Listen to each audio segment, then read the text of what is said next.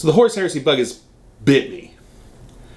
And I've decided that it's probably about time that the Glacial Geek actually has a Traitor Legion.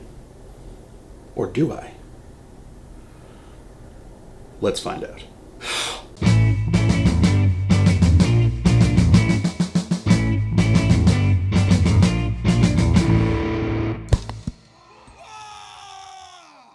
Welcome, ladies and gentlemen, to another Glacial Geek video. I am Phil, the Glacial Geek, here today to talk to you about a tutorial and how to do some of these models, these new Horus Heresy models that came out with the Age of Darkness box. And I have chosen to do the Alpha Legion, and I'm here to give you a tutorial on how to get a quick and easy paint scheme for your army so you can get them on the table and ready to go. The tutorial that you're going to see will be very simple. It'll get you through and get your army done quickly, efficiently, and have a good looking army. I think they look pretty rad. You can see some of these models as they're coming up, and now we'll go through how you got there. I'm really excited about how they came through. I learned some lessons along the way, which I will explain as we go further into the video. But I think they look awesome. They'll get on the table and ready to go so you can play the new edition of Warhammer 30K, Age of Darkness, the Horus Heresy. And I'm excited about this. I think the Alpha Legion are cool. I like their rules. I like the ability that I can now choose like a bunch of different specific models and armies from the different legions and have them in my army, so I didn't have to choose one or the other just to get a cool model. I get to do that myself, which is exciting. I could just take them and paint them up in my color scheme and be good to go, which I think is very exciting. I'm excited to get them on the table and see how they go. So without any further ado, let's go into this tutorial now. So the box is huge, let's be honest. And that was one of the big things I was excited about, was that this gave us an awesome starting point to create a 30K army, where previously the barrier to entry was huge. You had to buy a bunch of resin that was just expensive and made it impossible to really try to keep up if that was not your only army or if you didn't have a whole lot of disposable income. But with the advent of this new edition and this new rule set and the new box set that they come out with, everything going plastic, suddenly the barrier entry is a lot lower, and it made me finally want to get into it, because I do love Marines, but I didn't necessarily want to commit to just going into a system where there was only Marines, so I was always going to have 40K. So lots of plastic coming out of this box, and I think to start it off, what we're going to do is we're going to start with some tactical Marines, just to get a concept for the color scheme that we were working with here, and go from there.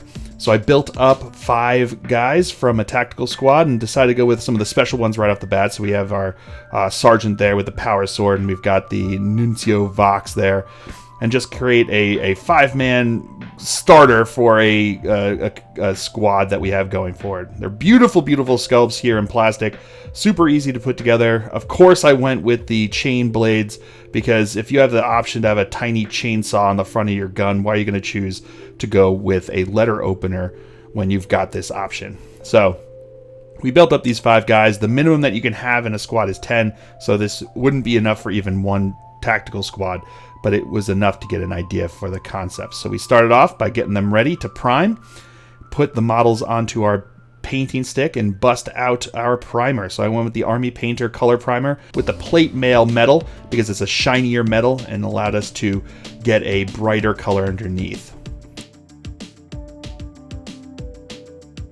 So I took them outside and primed them up.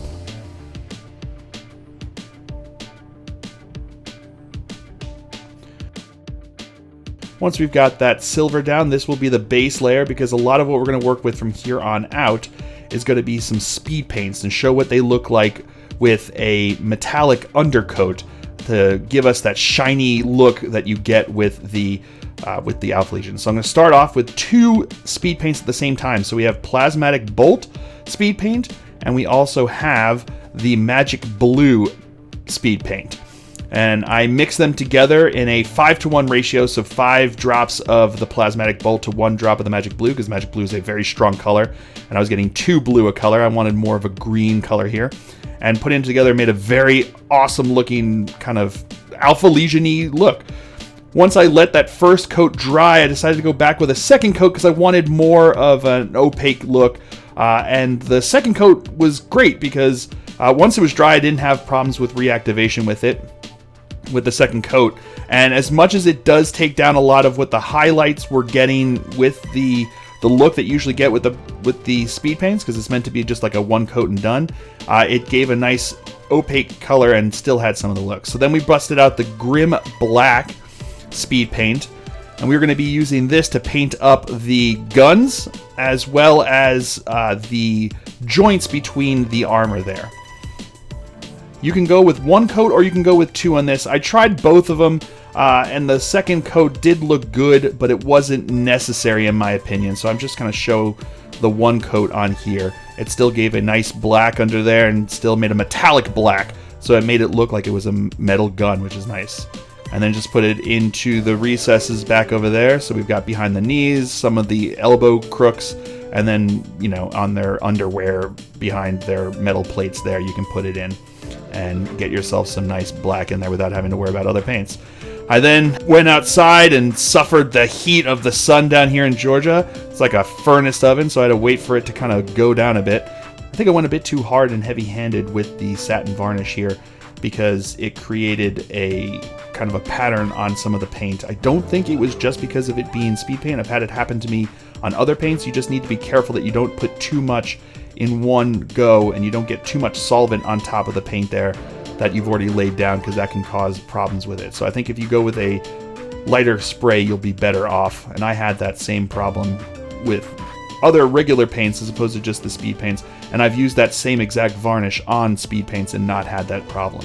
So I think it was just me going a bit too heavy-handed there. Then we busted out the Army Painter's Leather Brown. This is a regular paint, not a speed paint, and just painted in the strap there. I didn't go for belts or anything, just the strap on the gun.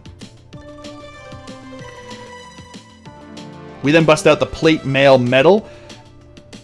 This matches with the primer that we have there, and I just go in and repaint over some of the things that got on the chest and touch up some parts where other things that I didn't want painted with the blue or the black got painted in the speed paints, and just touch things up with that. And they match, which is great.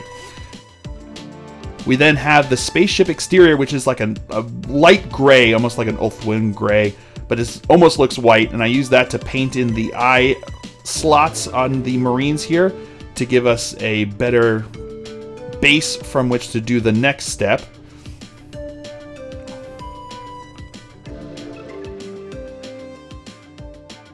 Which was to bust out the hot pink fluo air paint from the Army Painter.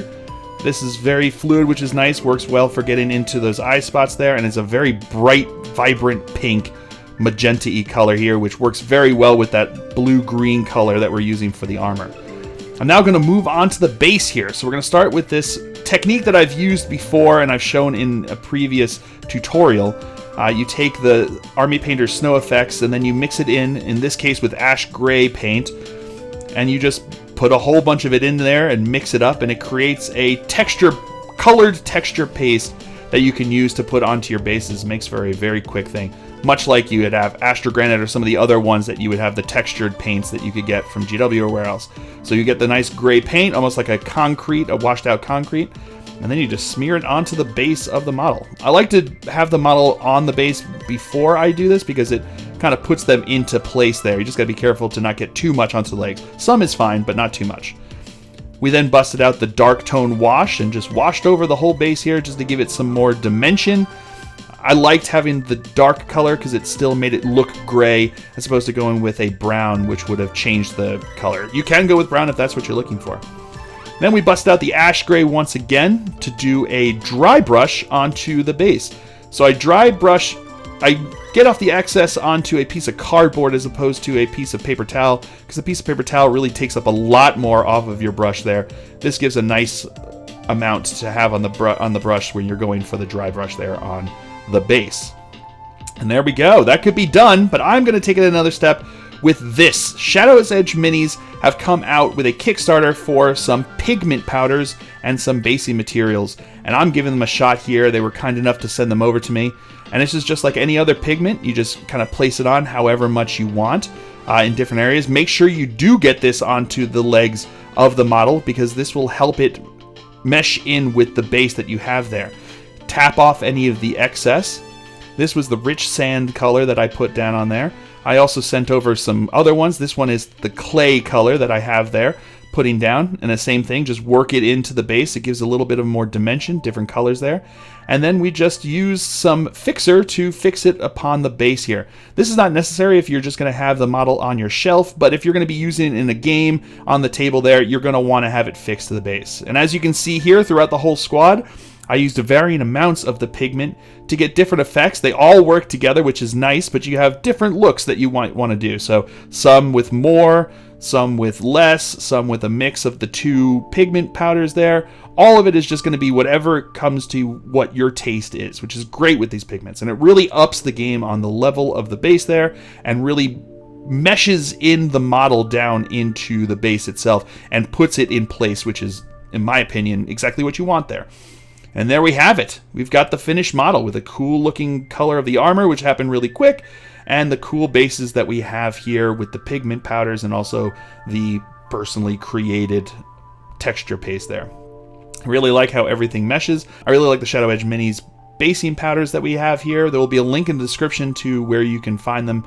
They were, again, kind enough to send them over to me, and I was very, very happy with the results that I was able to get out of these pigment powders and with this model.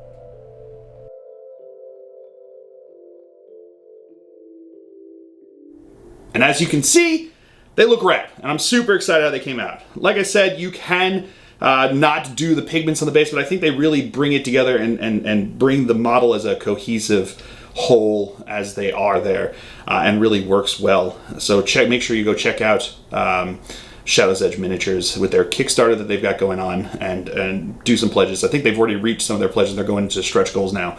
So go check them out. The pigments were super cool, super easy to use. This is my first time using the pigments, and I was able to do it with ease, and it was I'm really excited with how they turned out. Really pull the model cohesively with the rest of it. But if you're looking for really, really quick, you can just stop before the pigments, and you've got a really, really quick paint scheme with all of these. You know, I'm very happy with how they came out.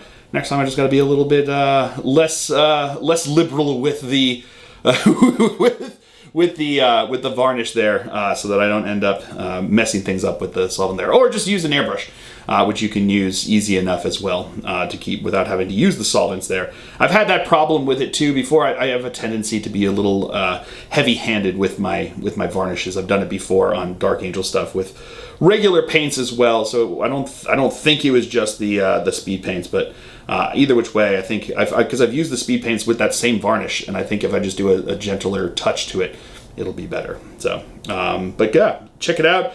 Hope you guys have all enjoyed this. Hope you found it interesting and informative. Let me know what Legion you're going to be doing in 30K, if you're going to be doing Legion. Or maybe you'll just use this paint scheme for your 40K army. Show me some of your 40K stuff that you've got going on with Alpha Legion. It will work just the same. They've got the same color army. You know, they don't have like the Dark Angels issues where they changed color after the Heresy. So you can use these in 40K just as easily as you do in 30K. I just happen to have a Alpha Legion 30K army, which, you know, looking at a lot of this stuff, I can easily, you know, use this in 40K as well, which I'm super excited about. Just got to use the less pointy Marines for them with that. But I'm super excited how these go, and I will continue to expand my Horus Heresy list and probably eventually play a game, but who knows when that's going to happen. Right now, I'm just super excited to get this like cool looking army up on my shelf, and then we'll see where it goes from there. But I hope you guys have all enjoyed this. I certainly have. I have been Phil, the Glacial Geek, as always. And until next time, stay safe and have fun.